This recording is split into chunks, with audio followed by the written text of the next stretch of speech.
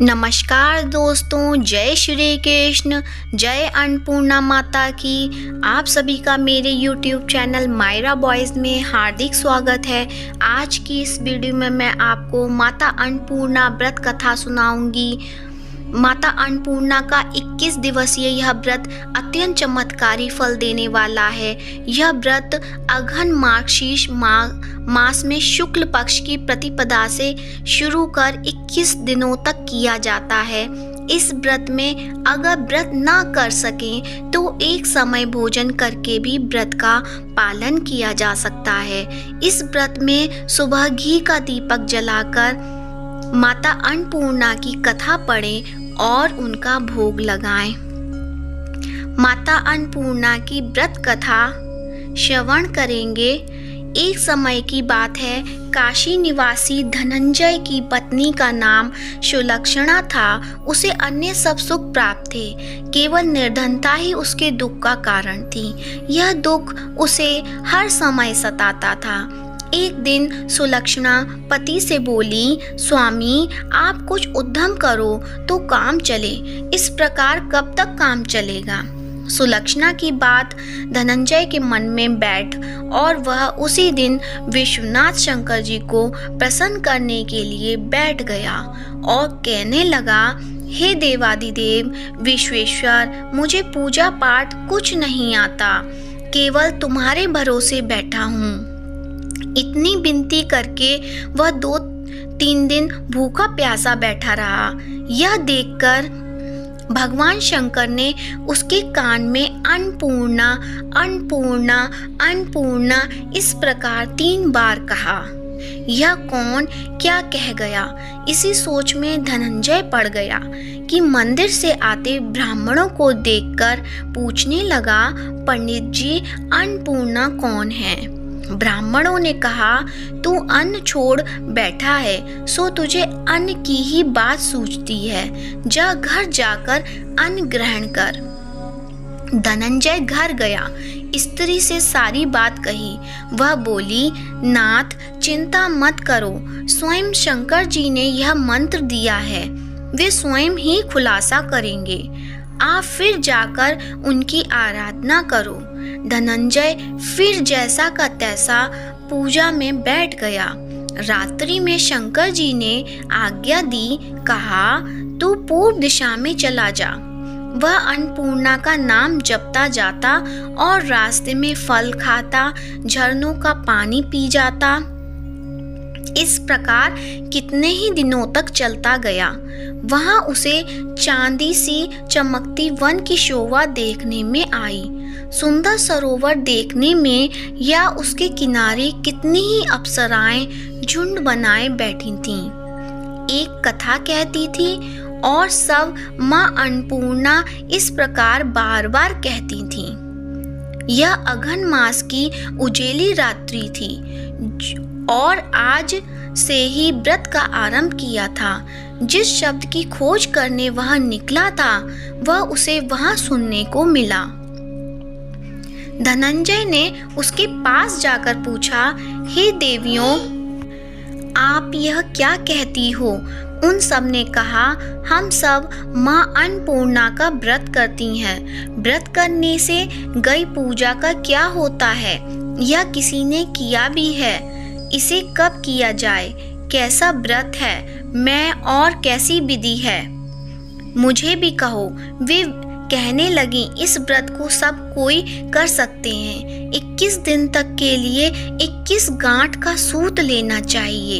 21 दिन यदि ना बने तो एक दिन उपवास करें। यह भी ना बने तो केवल कथा सुनकर प्रसाद लें। निराहार रहकर कथा कहें। कथा सुनने वाला कोई न मिले तो पीपल के पत्तों को रख सुपारी या घृत कुमारी वृक्ष को सामने कर दीपक को साक्षी कर सूर्य, गाय, तुलसी या महादेव को बिना कथा सुनाए मुख में दाना न डालें। यदि भूल से कुछ पड़ जाए तो एक दिवस फिर उपवास करें। व्रत के दिन क्रोध ना करें और झूठ ना बोलें। धनंजय बोला, इस व्रत के करने से क्या होगा?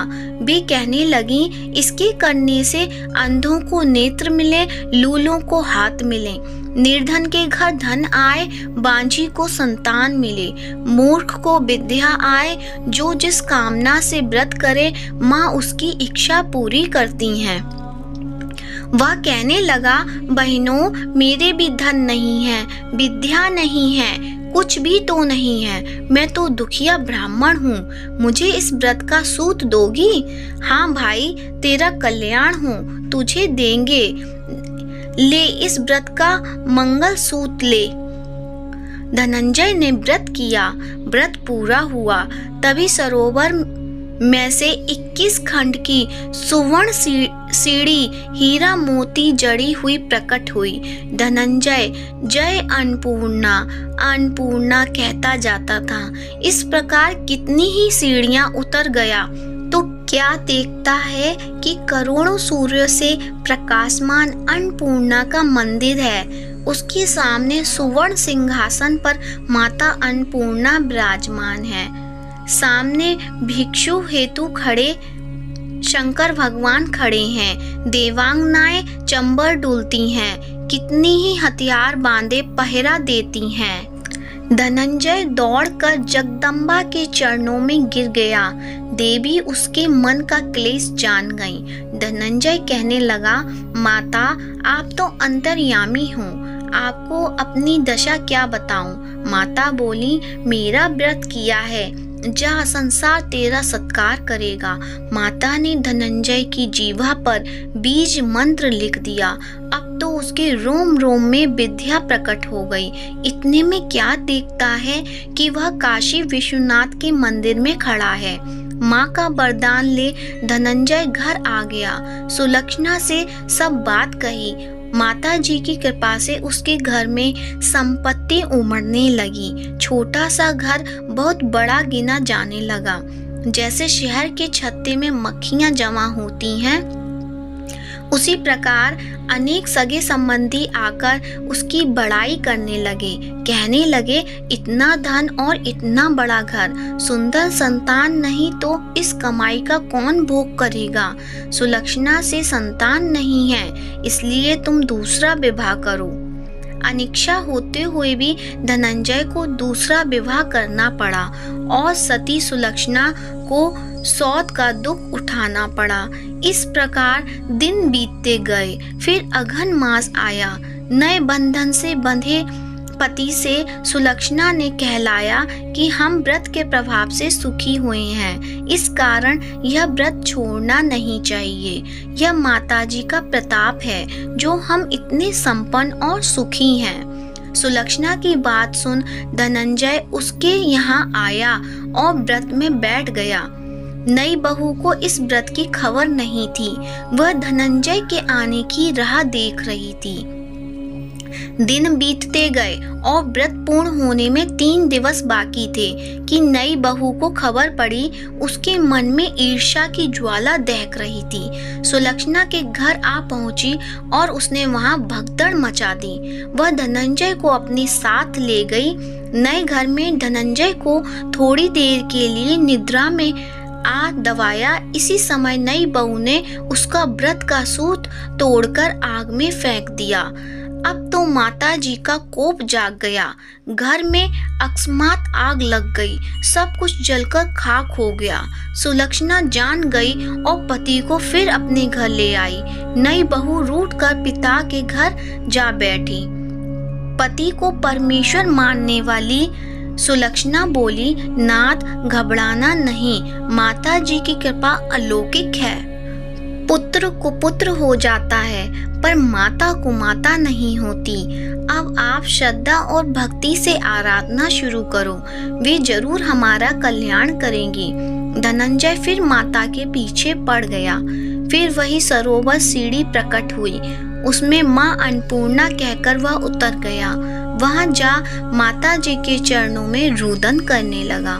माता प्रसन्न हो बोली, यह मेरी स्वर्ण की मूर्ति ले, उसकी पूजा करना, तू फिर सुखी हो जाएगा। जा, तुझे मेरा आशीर्वाद है। तेरी स्त्री सुलक्षणा ने श्रद्धा से मेरा व्रत किया है, उसे मैंने पुत्र दिया है। धनंजय ने आंखें खोली तो खुद को काशी विश्वनाथ के मंदिर में खड़ा पाया। वहां से फिर उसी प्रकार घर को आया। इधर सुलक्षणा के दिन चढ़े और महीने पूरे होते ही पुत्र का जन्म हुआ। गांव में आश्चर्य की लहर दौड़ गई। मानता आने लगा।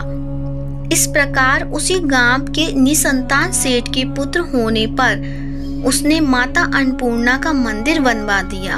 उसमें माता जी धूमधाम से पधारी, यज्ञ किया और धनंजय को मंदिर के आचार्य का पद दे दिया। जीविका के लिए मंदिर की दक्षिणा और रहने के लिए बड़ा सुंदर सा भवन दिया। धनंजय स्त्री पुत्र सहित वहां रहने लगा। माता जी की चढ़ावे में भरपूर आमदनी होने लगी। उधर नई बहू के पिता के घर डाका पड़ा, सब लूट गया। वे भीख मांगकर पेट भरने लगे। सुलक्षणा ने यह सुना तो उन्हें बुला भेजा, अलग घर में रख लिया और उनके अन्न वस्त्र का प्रबंध कर दिया। धनंजय, सुलक्षणा और उसका पुत्र माता जी की कृपा से आनंद से रहने लगे। माता जी ने जैसे इनके भंडार भरे, वैसे सबके भंडार भरे। अन्नपूर्णा मैया की जय। दोस्तों, कथा अच्छी लगी है तो कमेंट बॉक्स में जय अन्नपूर्णा माँ की जरूर लिखें और यदि आप मेरे चैनल पे नए हैं तो चैनल को सब्सक्राइब करें। जय अन्नपूर्णा मैया की।